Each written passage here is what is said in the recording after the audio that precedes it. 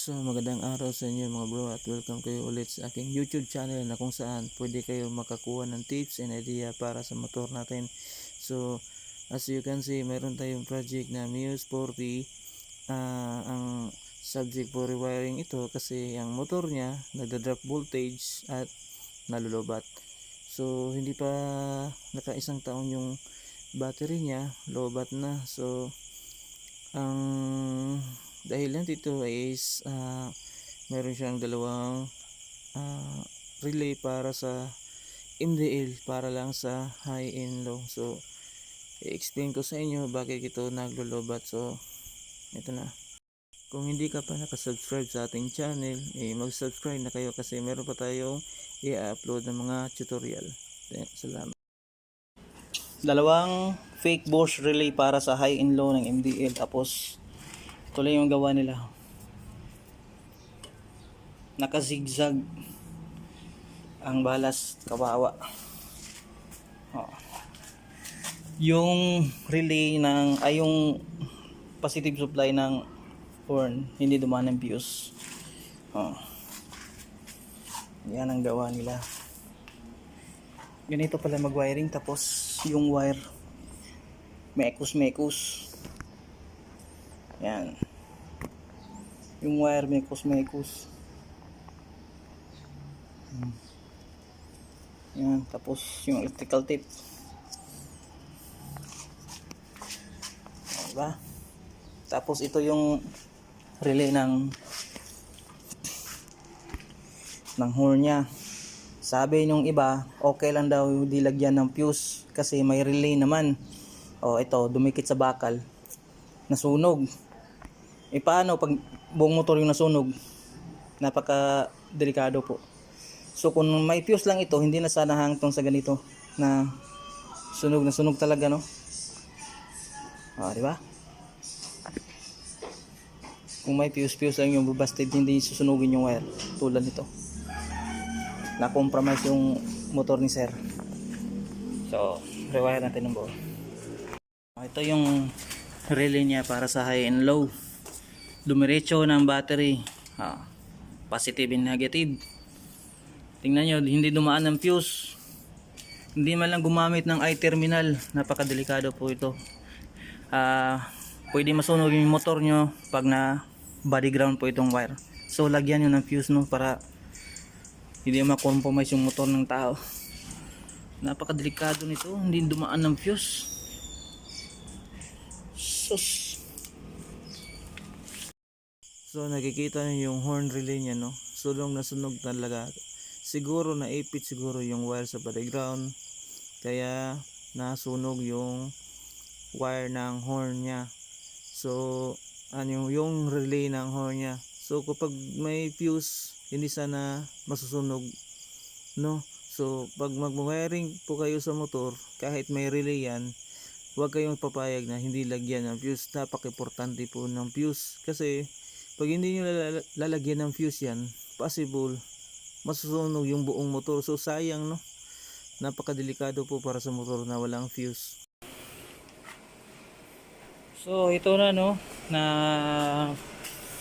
tapos na namin yung wiring to. Kulang pa to ng ng MDL, yung balas ng MDL, at saka lalagyan to ng ng hazard switch. So ito yung yung power relay natin, Bosch original to. Tapos may ceramic socket tayo. Ceramic socket yung gagamitin nyo kasi intact at saka matibay. Kung bibili kayo ng ceramic socket sa auto supply, make sure nadala nyo yung Bosch relay nyo para i-salpak to kung sasalpak. Hindi, pag hindi sumalpak, huwag nyo bilhin, hanap kayo ng iba. So ito yung 30 nito, kulay blue, dumiretso ng fuse. Ito, dalawang fuse ang ginamit kasi may G-star horn siya. G-star horn. So yung 30 dumiretso ng battery, kaya ng fuse, tapos diretso ng battery.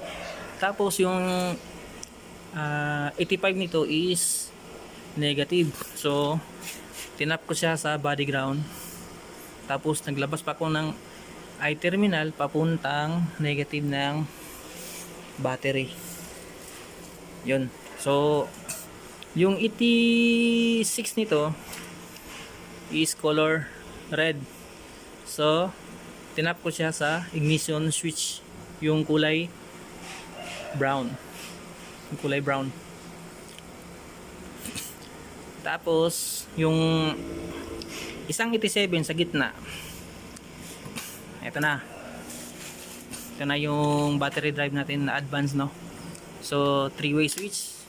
Yamaha Mio Sporty. So, hanapin nyo ito yung harness. Nakalagay dyan. Hatake nyo. Tapos, balatan nyo dito. Hanapin nyo yung yellow na may stripe na red. Yung nagsusupply sa right switch ng Yamaha Mio Sporty. Common yun ng 3-way switch. Tapos putulin nyo, cut nyo, tapos connect nyo sa gitna ng ET7 ng Bosch relay. Ito, yan, binalot ko na. Yun lang. Battery drive na ang park light, headlight, harap likod. So may natitira pa. Dito ko naman i-connect yung MDL nya. So diretso doon ang common ng 3-way switch. Tapos tigi-isa sila dito para sa high and low. Yung nire-relayan ko po dito is yung domino 3-way switch para sa MDL. Hindi na tayo magdadagdag ng dalawang relay para sa high and low. So ito yung relay nya, yung hindi ko pa nare-rewire. Dalawang relay Bosch, fake Bosch. So ito yung gawa ng iba, no? Yung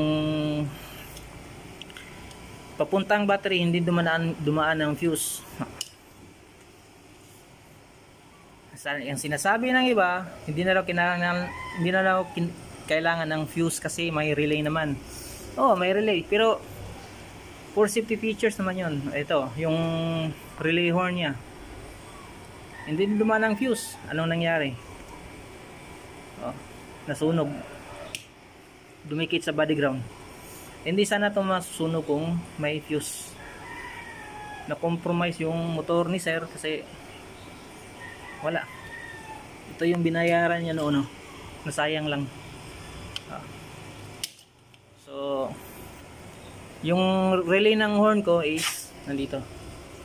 Diyan ko na lang siya tinali. So mayroon akong full tutorial dito sa YouTube. Hanapin niyo lang sa channel ko. So i-organize ko to, tapos ating i-demo. So balikan ko kayo.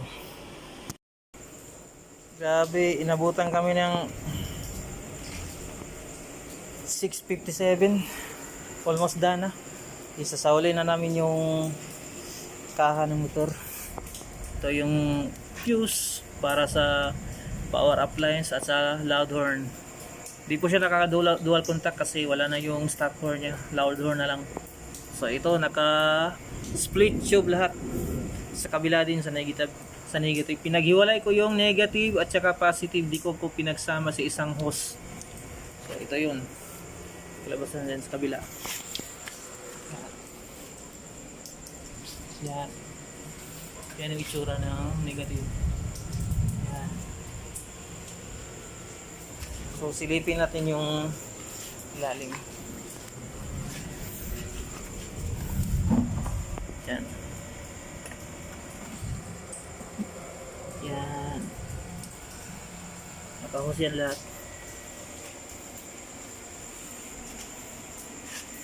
Ito, abang to para sa cellphone charger niya kasi bibili siya ng cellphone charger niya. Hindi na isama sa pagbili kanina kasi nagmamadali. Ito yung kabuuan. Yan. Ito yung horn niya. Ang ginamit kong bracket, yung Corsa bracket. Yan. May play yan. So, isasara namin yung kaha tapos demo natin. So ayun na, no, natapos na natin yung Yamaha Mio Sporty. So hindi tayo nagbibigyan ng pagkakataon para i-demo sa inyo kung ano yung kinalalabasan, yung mga pailaw at saka MD loud horn niya.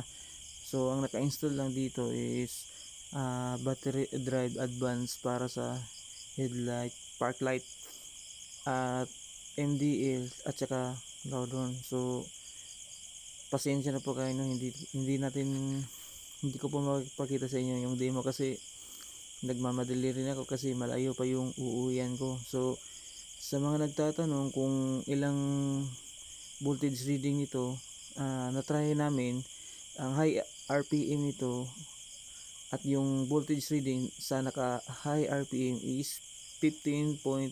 So safe po siya no, hindi siya nag-overcharge. So yun lang, and God bless. Ingat sa pag-wiring.